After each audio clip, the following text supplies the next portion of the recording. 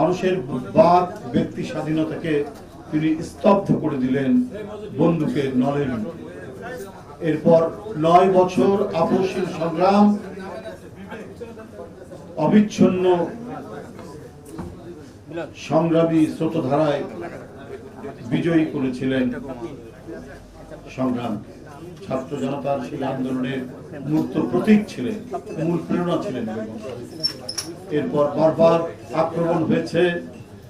আক্রমণ করা হয়েছে গোটা দেশকে, জাতিকে, গণতন্ত্রকে আক্রান্ত হয়েছে।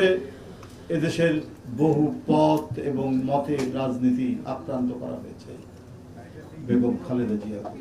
তারপর বিন্দু মাত্র তাকে বিচলিত করা যায়নি, তার কর্তব্য কর্ম থেকে তাকে বিচ্যুত করা যায়নি। হিমালয় পর্বতের মতো মাথা উঁচু করে তিনি দৃঢ় পায়ে এগিয়ে গেছেন, অটল থেকেছেন তার অঙ্গীকারে। বন্ধুরা আমার, আগামীকাল তার জন্মদিন। এই দিবসটি পালন করার জন্য আপনারা জানেন যে সব সময় দিবসটি পালন করা হয় দোয়া অনুষ্ঠানের মধ্যে দিয়ে।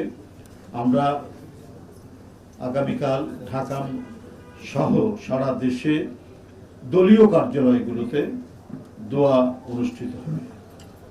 অনুষ্ঠিত হবে। ঢাকায় পল্টনে, নয়াপল্টনের কেন্দ্রীয় কার্যালয়ে সকাল 11টায় দোয়া অনুষ্ঠানটি অনুষ্ঠিত হবে এবং গুলশান কার্যালয়ে বাদ আসর দোয়া অনুষ্ঠিত হবে। এইভাবে সারা দেশের সকল দলীয় কার্যালয়ে বাংলাদেশ জাতীয়তাবাদী দল দোয়া অনুষ্ঠান পরিচালনা করবে। বন্ধুরা, এই বিষয়টি আপনাদেরকে অবহিত করার জন্য আজকে এখানে আপনাদেরকে আমন্ত্রণ জানানো হয়েছিল দলের পক্ষ থেকে। আপনারা যথাসময়ে উপস্থিত হয়েছেন। আশা করি আগামীকালকের অনুষ্ঠানে আপনারা উপস্থিত থাকবেন। যেগুলো হয়, আমি সিনিয়র যুগ্ম মহাসচিব হিসেবে প্রেস কনফারেন্স করছি। সমাজ কল্যাণ মন্ত্রী যেটা বলেছেন, আমার বলার মধ্যে কোনো কন্ট্রাডিকশন নেই, খামোখা করার কোনো কারণ নাই। আমি যেটা বলেছি এটা হচ্ছে মানে দলের নির্দেশক্রমে আমি সেটা বলেছি। আমি দলের সিনিয়র যুগ্ম মহাসচিব যেটা বলি সেটাই বলেছি। আর একটা ব্যাপার হচ্ছে, আইনগতভাবে এখানে কোনো বাধ্যবাধকতা নেই যে শপথ করার পূর্বে দলের পদ থেকে বা সরকারের অন্য পদ, মন্ত্রী হোক বা এমপি হোক, এখান থেকে যে পদত্যাগ করতে হবে এ ধরনের কোনো ধরনের বাধ্যবাধকতা নেই আইনগতভাবে।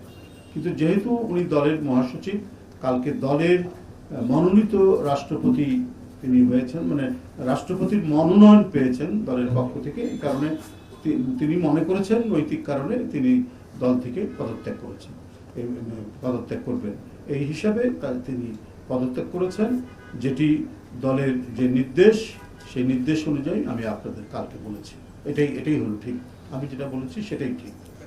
আমি বলবো যে আপনি এই যে বাস্তবায়নের জন্য 6 মাস যে মানে পূর্তি হলো, সেই ক্ষেত্রে কতটুকু বাস্তবায়ন হয়েছে সেটার একবারে লিখিত একটি বর্ণনা বা একটি বুকলেট আপনারা পেয়ে যাবেন, কাল পরশুর মধ্যে আপনারা পেয়ে যাবেন। সেখানে দেখবেন শতকরা কত ভাগ হয়েছে। সেক্ষেত্রে আমি বলবো শতকরা মানে এই যে লক্ষ্য পূরণ, যেটা 6 মাসের মধ্যে টোটাল যে অঙ্গীকার বা ম্যানিফেস্টোর কত অংশ হয়, সেই অংশ অনুযায়ী 6 মাসের যে লক্ষ্য, সেই লক্ষ্য মোটামুটি সবগুলোই পূরণ হয়েছে। কোথাও হয়তো 19-20 হতে পারে, হ্যাঁ, কোথাও হয়তো 100% না হলেও সেখানে 95%, 90% হচ্ছে, কোথাও 100% হয়েছে।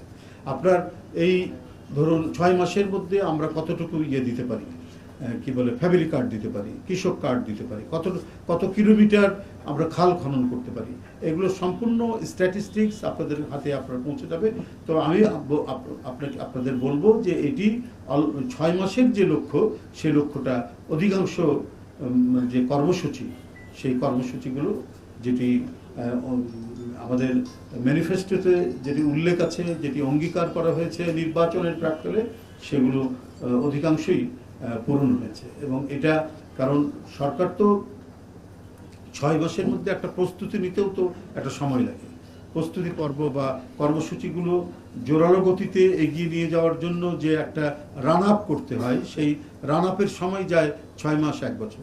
তো সেইটা মোটামুটি একটা গুছিয়ে নেওয়া, প্রশাসনকে গুছিয়ে নেওয়া এবং ইমপ্লিমেন্ট করার জন্য ইমপ্লিমেন্টিং যে ইনস্ট্রুমেন্টগুলো আছে সেই ইনস্ট্রুমেন্টগুলো মোটামুটি গুছিয়ে নিয়ে কাজগুলো করতে হচ্ছে।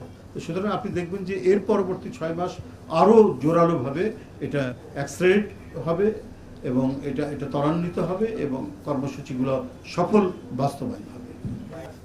সেটা যখন দল যেভাবে সিদ্ধান্ত নেবে আমরা সেভাবেই আপনাদেরকে জানিয়ে দেবো। এখানে কোনো ঘাটতি থাকবে না। আমাদের প্রতিটি পদক্ষেপ দেখেছেন আমরা আপনাদেরকে জানিয়ে দিয়েছি। না, আজকে আমার কাছে এই ধরনের কোনো নির্দেশনা আসেনি, কোনো মানে ডিরেক্টিভস, কোনো ইনস্ট্রাকশন আমার কাছে আসেনি। যদি সেরকম কোনো সিদ্ধান্ত হয়ে থেকে আসবে, এটা নিঃসন্দেহে দলের হাইকমান্ড তাদের সাথে কথা বলছেন, তাদের সাথে কি কথা হয়েছে, তাদের কি নির্দেশনা দেওয়া হয়েছে, এটা আমি এই মুহূর্তে বলতে পারবো না। আর যদি চূড়ান্ত পর্যায়ের কিছু হয়, নতুন কিছু হয়, তো সেটা তো নিঃসন্দেহে আমরা প্রেস রিলিজ আকারে আপনাদেরকে বলে দেবো। তাই এখন পর্যন্ত আমার কাছে কোনো নির্দেশনা আসেনি, এটা আমি বলতে পারবো না।